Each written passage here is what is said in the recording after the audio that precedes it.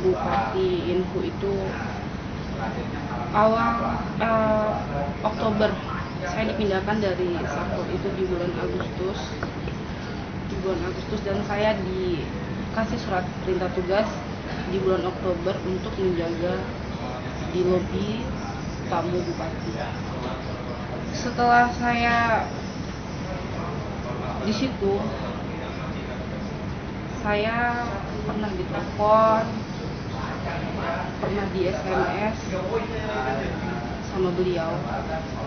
Kemudian ada salah satu dari kepercayaan beliau, ya saya sebut saja dengan SP.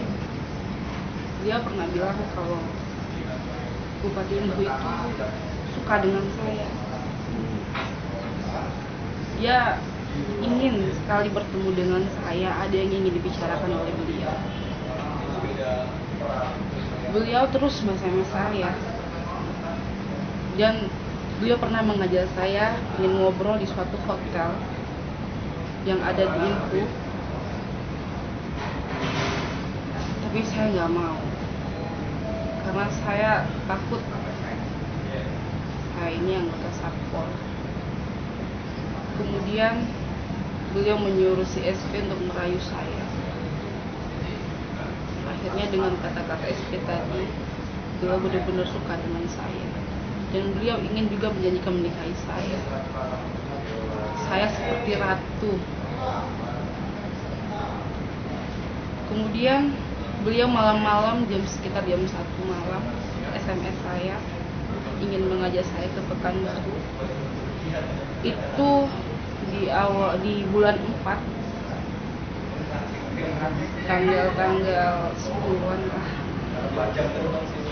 Beliau ingin mengajak saya ke Pekanbaru, tapi saya bilang saya benar-benar nggak punya uang karena saya ini adalah anak honor Satpol PP. Dan beliau tiba-tiba SMS saya pagi-pagi. Dia bilang dia mentransfer uang saya ke rekening saya senilai 3 juta. Itu tanggal 12 bulan 4 2011. Ada bukti kan ya? Ada. Ada di rekening saya. 3 juta ya? Ada. Oke. Dan siang itu saya memang benar-benar berangkat karena saya ini adalah bawahannya. Dia ingin mengajak ngobrol saya. Saya berangkat, tiba saya di Pelalawan. Beliau nelpon saya bahwa beliau ada urusan penting di Batam. Ternyata orang tua dia meninggal. Saya kembali lagi pulang ke Inhu. Dan dia SMS saya, dia berjanji setelah mendoa almarhum ayahnya, dia ingin mengajak saya lagi untuk berjumpa di Pekanbaru. Dan saya pun nekat tetap pergi karena dia atasan saya. Setelah saya hampir sampai di hotel tersebut, beliau SMS saya untuk saya menjumpai Bapak Supandi tadi. Dan sampai di hotel, Pak Supandi itu mengantarkan kunci kepada saya.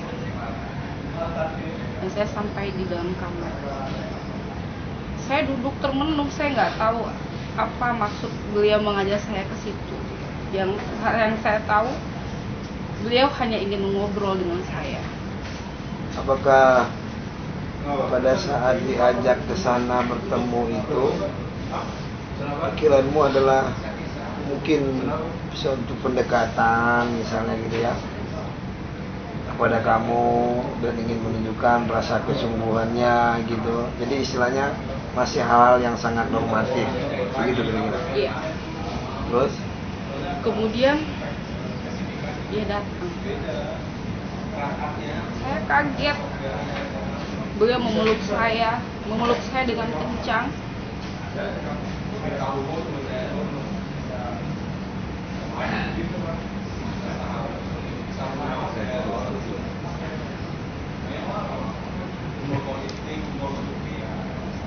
Tenang aja, tidak usah dibawa apa. Dibawa sedih, ini kan akan kita selesaikan dengan secara hukum. Artinya siapa berbuat pasti akan bisa dibuktikan untuk sebagian itu. Sekarang ini kan nanti juga ada efek sosial ya, efek sosial, jadi sehingga nanti tidak ada lagi korban-korban terhadap perempuan yang bisa terjadi seperti ini lagi gitu. Silakan aja kamu lanjutin aja, nanti bisa kita ini kan ya. Dia memeluk saya. Kemudian saya dihempaskan di tempat tidur dengan saya hanya termenung, terdiam, karena saya ini hanya bawahannya.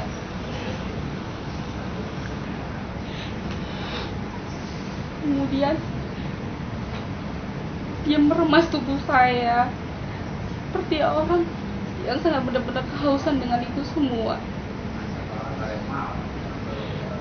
Saya takut karena dia adalah atasan saya.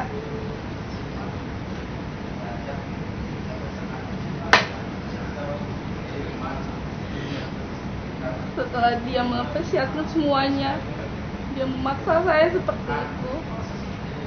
Dia cuma berkata, Ibu Revina mau datang ke hotel itu. Ibu Revina siapa? Istri beliau. Istri dia. Kok kamu tahu dia sudah punya istri? Kamu diajak bertemu, ya kan?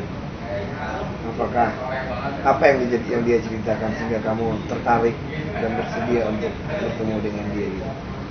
Dia sudah sering mengajak saya seperti itu. Dia bilang dia suka dengan saya. Kamu tanya nggak? Kamu punya istri? Sudah saya bilang seperti itu. Dia bilang dia tidak cinta.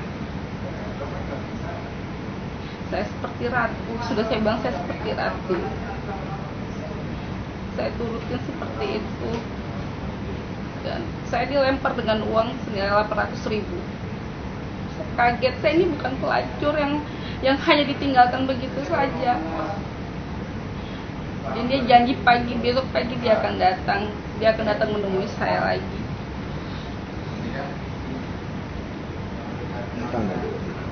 Gak, dia sama sekali nggak datang. Saya SMS, saya telepon, nggak ada jawaban dia sama sekali. Karena saya pikir besok pagi sudah harus check out. Saya hubungin juga si SP juga tidak mau diangkat teleponnya. Jadi saya ini saya nggak tahu lah saya seperti apa. Dan saya kembali lagi ke info di tahun 2012 saya kena musibah. Ayah saya sakit. Saya memang sudah putus kontak sama dia. Ayah saya sakit. Beliau terkena gejala batu ginjal. Saya bingung. Saya harus cari uang kemana?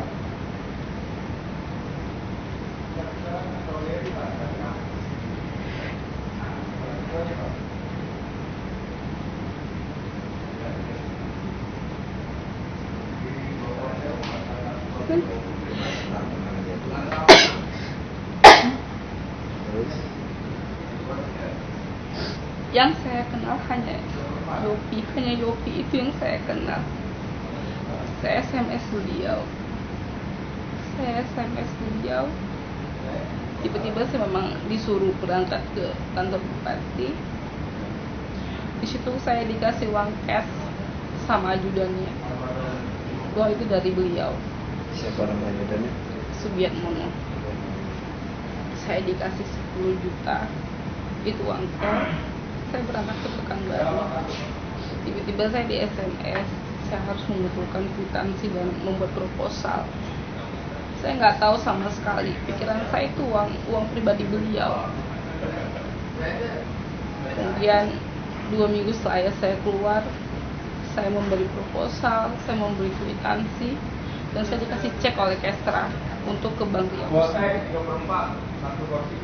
Tiba di Bank Riau, saya ditransfer sama Bank Riau uang senilai 10 juta, dan saya ditelepon oleh orang Kestra untuk mengembalikan uang 10 juta tadi.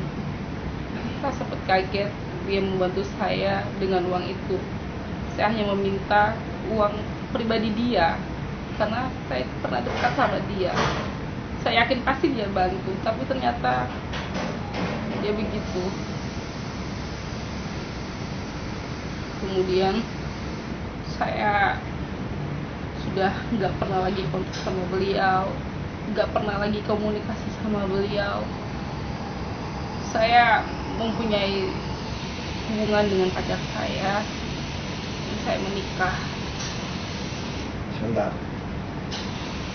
Kayaknya kan tadi ini kamu itu pertama kali dipaksa, diajak ketemu, dirayu, dikatakan ingin dinikahi, akan dijadikan seorang istri. Ya, kamu tertarik, ternyata kamu kan disetujui secara pacar. Selain itu, coba kamu ini kan apa sih? Kan saya pikir dia juga, kamu sakit, orang tua sakit, dikasih uang, meskipun uang itu uang yang salah kalau menurut saya ya. Uang itu adalah uang bukan hak dia, tapi adalah uang rakyat, ya. Tapi diberikan kepada kamu dengan cara memanipulasi, dengan bukan bukti sakit, apa segala macam seperti itu. Nah, sekarang kenapa, alasan apa yang membuat kamu ingin melaporkan dia kepada polisi?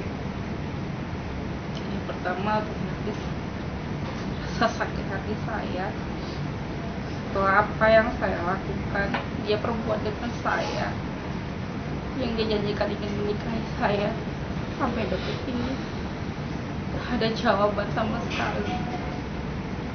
Kemudian setelah saya mau menikah,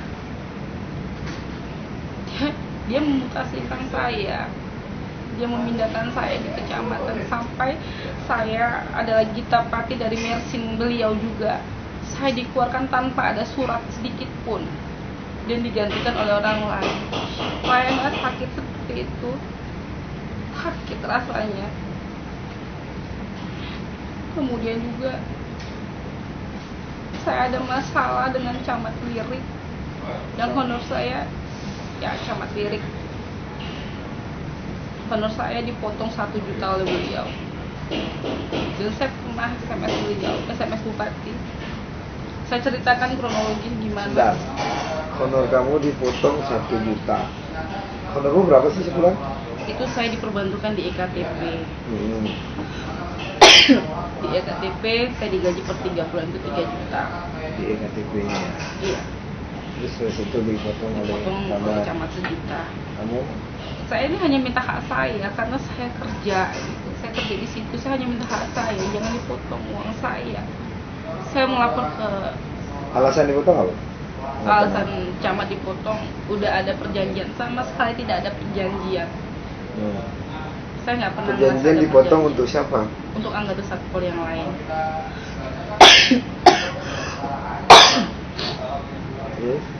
Iya, kemudian karena saya rasa saya betul-betul sakit, saya hanya berpikir saya lapor oleh Lopi. Saya ingin melapor agar dia mendukung saya, agar dia membantu saya, tapi malah caci maki bupati itu ke saya. Malah saya disuruh taubat, disuruh sadar. Sebenarnya apa maksudnya gitu. Padahal saya tuh kenal dia pun bakal kenal saya. Kita juga pernah berdua. Kenapa dia SMS seperti itu kepada saya? Dan kemarin baru-baru ini saya juga buka YouTube, baru diberitakan masalah RA dengan beliau. Dan saya sempat kaget. Kirain hanya saya lah wanita yang pernah dinodai dia seperti itu, dilazimi dia seperti itu. Ternyata masih banyak korban-korban lain yang seperti itu. Saya nggak nyangka bupati ini seperti itu. Orang yang selama ini saya hormati ternyata punya sifat seperti itu. Sekarang pertanyaan saya, apa sih tujuannya kalau setelah melapor itu? Apakah ingin menghukum dia supaya bertobat atau apa, jangan ada lagi kejadian-kejadian seperti itu, atau gimana? Saya hanya ingin, untuk pribadi saya, ini aib saya gitu. Saya memberanikan diri untuk menceritakan ini ke semua orang gitu. Sebenarnya saya yang malu, tapi biar orang tahu siapa sebenarnya bupati ini, agar mereka ini bukan hanya mendengar berita yang RA tersebut gitu, bahwa masih banyak korban yang lain. Biarlah hukum yang menjawab semua ini. Saya ingin Pak Yopi jangan ngomongin saya untuk sadar. Lihat diri Bapak sendiri. Jangan hanya diri saya aja yang Bapak urusan seperti itu. Kasihan Pak, wanita-wanita yang lain dengan sifat Bapak seperti